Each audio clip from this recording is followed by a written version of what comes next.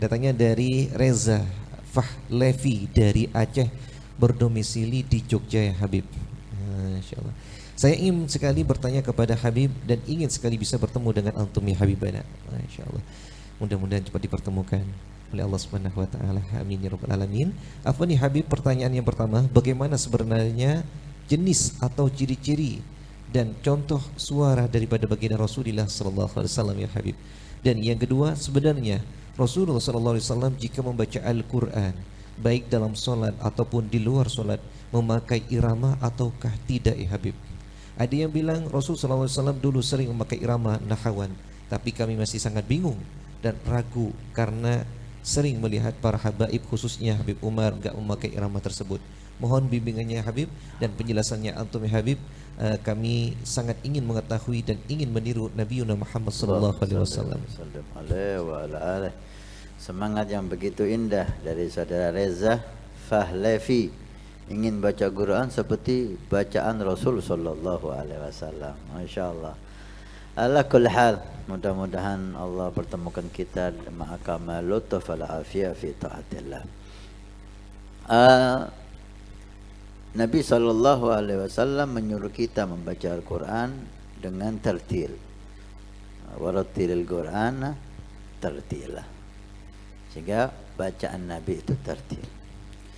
Kemudian Nabi sallallahu alaihi wasallam bersabda, zayyinul Qur'an bi aswatikum. Walaupun ini hadis banyak dibahas oleh ulama tentang ini, maglub dan seterusnya. Artinya hiasi Al-Quran dengan suara kamu.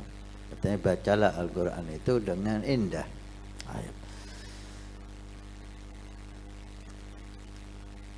Kalau kita mendengar dan melihat bacaan guru-guru mulia kita, para habaib kita, tentang lagu irama dalam membaca Al-Quran itu memang tidak kita dengar ya. Dan irama nahawan ini saya nggak tahu bagaimana iramanya itu yang dimaksud, Allahu alam. Tapi ada sedikit petunjuk. Memang tidak bisa dipastikan bagaimana irama Nabi Shallallahu Alaihi Wasallam. Yang jelas tartil pasti, indah pasti. Tentang iramahnya itu tidak sampai kepada kita. Tapi ada sedikit titik untuk kita bisa mengetahui bagaimana irama Nabi membaca Al-Quran. Al-Habib Masyhur Al-Haddad alaihi rahmatullah, beliau salah satu guru dari guru mulia kita, di mana dikisahkan beliau salah satu al-arifin billah yang masuk Islam di tangan beliau ratusan ribu orang masuk Islam di tangan beliau, dan kebanyakan dakwah beliau itu di Afrika gitu. Beliau masa kecil sama ibunya ketika sholat fajar disuruh ke masjid. Wahai anakku, sholatlah kamu sekarang di masjid, karena yang jadi imam Al-Habib Ahmad bin Hasan Al-Attas. Al-Habib Ahmad bin Hasan Al-Attas di kalangan para salihin diyakini bahwa beliau itu kalau baca Al-Quran irama bacaannya itu mirip dengan irama bacaan Rasulullah. Kenapa? Habib Ahmad bin Hasan Al-Attas di zaman Habib Ali Habsyi. Zaman Habib Ali Habsyi sekitar 100 tahun yang lalu, lebih dikit 110, dan Nabi 1400 tahun yang lalu. Karena Habib Ahmad bin Hasan Al-Attas, kebersihan hatinya, rohnya, batinnya, beliau sering diizini oleh Allah mendapat kemuliaan bertemu dengan Nabi sallallahu alaihi wasallam ya ghadatan.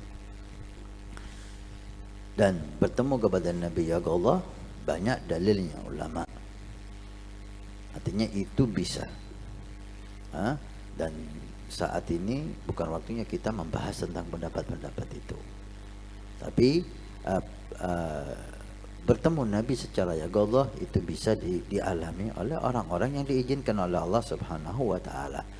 Salah satunya Habib Ahmad bin Hasan Al-Attas, beliau sering bertemu dengan Nabi sallallahu alaihi wasallam yaqadhah dan sering mendengarkan bacaan Quran Nabi sallallahu alaihi wasallam sehingga beliau mentaklid, meniru bacaan Qur'annya Rasul sallallahu alaihi wasallam.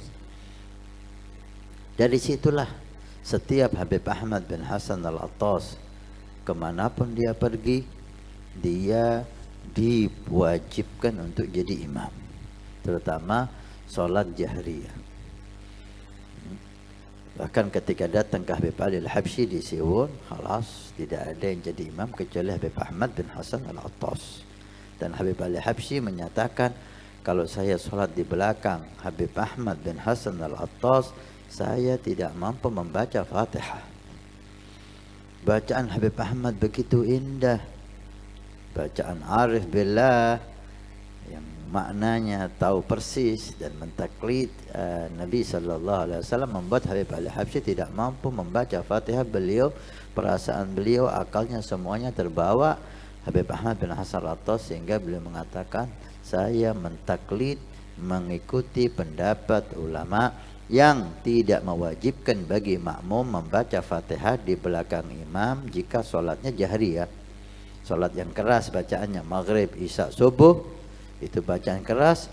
Bagi makmum ada khilaf, ada yang di madhab Syafi'i yang mutamat tetap wajib baca Fatihah, tapi ada pendapat tidak wajib membaca Fatihah, maka cukup Fatihahnya imam, mendengarkan imam baca Fatihah dan imam membaca surat.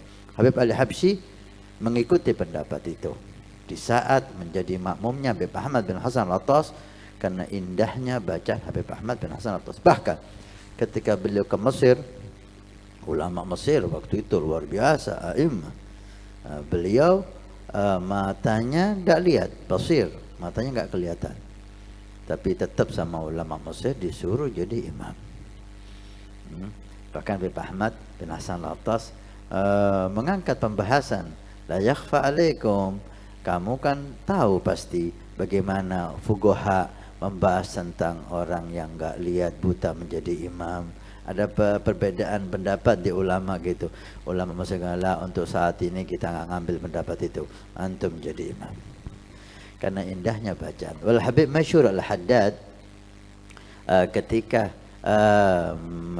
salat subuh bersama Habib Ahmad bin Hasan Al-Haddad, Habib Ahmad bin Hasan Al-Attas, beliau meniru bacaannya sehingga diriwayatkan irama bacaan Habib Masyhur Al-Haddad yang meniru Habib Ahmad bin Hasan Al-Attas di di husnul dhanni, enggak bisa dipastikan ya. Husnul dhan, inilah irama Rasul sallallahu alaihi wasallam. Habib Masyhur Al-Haddad meniru Habib Ahmad bin Hasan Al-Attas, dan Habib Ahmad bin Hasan Al-Attas diyakini oleh para aulia di zamannya, beliau mengikuti iramanya Rasul sallallahu alaihi wasallam. Walhamdulillah, bacaan Al-Fatihah Habib Masyhur Al-Haddad itu ada pada kita. Ada pada kita, dan insyaallah bisa dikirimkan kepada ikhwan yang penanya tadi. Dan ketika kita bikin grup Ahbabul Mustafa, itu video bacaan Fatihah Habib Masyhur Al-Haddad adalah video pertama yang kita berikan kepada semua anggota grup Ahbabul Mustafa. Mudah-mudahan si penanya bisa mendapatkan video itu, dan inilah husnul dhan kita. Kita nggak punya cara atau jalan yang lain untuk mencari bagaimana irama suara Nabi ketika baca Quran. Yang kita tahu satu sisi ini aja, bacaan Al-Fatihah Habib Masyhur Al-Haddad, karena beliau meniru Habib Ahmad bin Hasan Al-Attas, dan Habib Ahmad bin Hasan Al-Attas sering bertemu Nabi sallallahu alaihi wasallam. Ini yang kami yakini. Kalau memang ada yang diyakini selain kita, wahla wasalan, majal wasi. Ini enggak ada hadis, enggak, bukan Quran, bukan hadis, artinya boleh dipercaya dan boleh tidak dipercaya. Dan inilah yang kami dapatkan dari guru-guru mulia kami, para aulia as-salihin.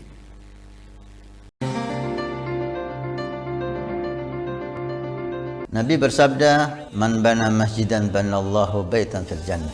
Siapa yang ikut membangun masjid, maka Allah akan membangunkan rumah di surga. Pondok Pesantren Nurul Iman akan membangun masjid 2 lantai plus aula. Maka kami mengajak untuk kita dan Anda mendapatkan rumah di surga. Kami membutuhkan 2.000 orang, per orang 100.000 per bulan selama 1 tahun. Silahkan Anda daftarkan diri Anda atau almarhum dari orang tua keluarga Anda yang sudah meninggal, atau Anda niatkan untuk putra Anda supaya menjadi putra yang saleh salehah. InsyaAllah dengan masjid di Pondok Pesantren Nurul Iman yang insyaAllah makmur dengan sholat, qiyamul lail, zikir, majlis taklim, belajar agama Allah. Setiap kalimat, setiap bismillah, setiap ilmu Anda dapat pahala. Setiap rakaat Anda dapat pahala.